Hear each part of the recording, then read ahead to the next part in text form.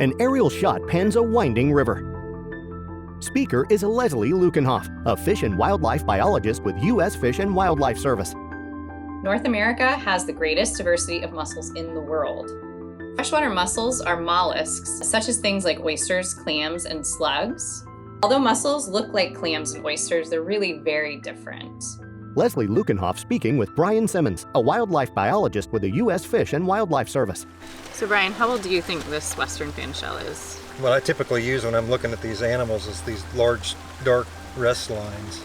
They're similar to what you do with like a tree or something that has a very long life. A close-up on the lifelines of a tree stump. So when I'm looking at this animal, I'm seeing all these little high point ridges. So I'm counting 1, 2, 3, 4, 5, 6, 7, 8, 9, 10, 11, and probably 12 to 13 years old.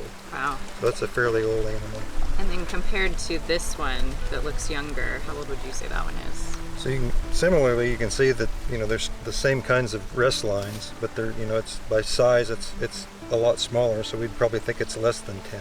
A panning shot across small and large mussels. But I'll go ahead and count 1, 2, 3, 4, 5, and probably 6 years old.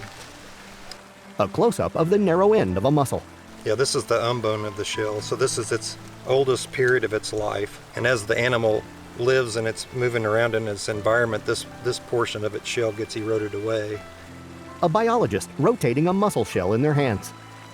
So this is technically the skeleton of the animal, just similar to your spine and your bones are on the inside of your body. The skeleton of this animal is on the outside of its body. So everything on the inside is soft tissue.